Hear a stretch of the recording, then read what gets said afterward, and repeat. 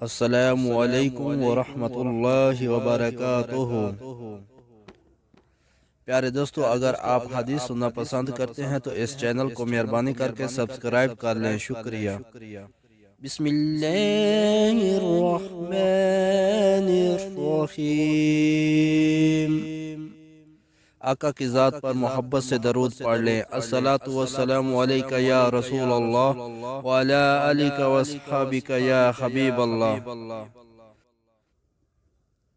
ابو ہریرہ رضی اللہ عنہ کہتے ہیں کہ رسول اللہ صلی اللہ علیہ وسلم نے فرمایا، سب سے بہتر دن جس میں سورج نکلا جمعہ کا دن ہے۔ اسی دن آدم پیدا کیے گئے، اسی دن وہ جنت میں داخل کیے گئے، اسی دن وہ جنت سے زمین پر اتارے گئے۔ اس دن میں ایک گھڑی ایسی ہے کہ جسے مسلم بندہ نماز کی حالت میں پائے اور اللہ سے اس میں کچھ طلب کرے تو اللہ اسے ضرور عطا فرمائے گا۔ ابو ہریرہ رضی اللہ عنہ کہتے ہیں، پھر میں عبداللہ بن سلام سے ملا اور ان سے اس حدیث کا ذکر کیا تو انہوں نے کہا، میں یہ گھڑی اچھی طرح جانتا ہوں۔ میں نے کہا، مجھے بھی اس کے بارے میں بتائیے اور اس سلسلے میں مجھ سے بخل نہ کیجیے۔ انہوں نے کہا، یہ عصر کے بعد سے لے کر سورج ڈوبنے کے درمیان ہے۔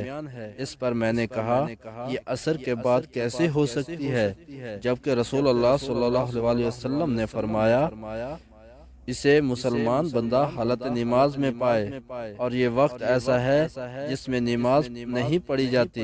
تو عبداللہ بن سلام نے کہا، کیا رسول اللہ صلی اللہ علیہ وسلم نے یہ نہیں فرمایا ہے کہ جو شخص نماز کے انتظار میں کسی جگہ بیٹھا رہے تو وہ بھی نماز ہی میں ہوتا ہے؟ میں نے کہا، کیوں نہیں، ضرور فرمایا ہے۔ تو انہوں نے کہا، تو یہی مراد ہے۔ حدیث نمبر 491 ترمذی شریف۔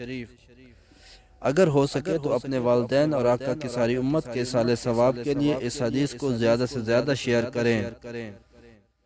جزاک اللہ خیرہ۔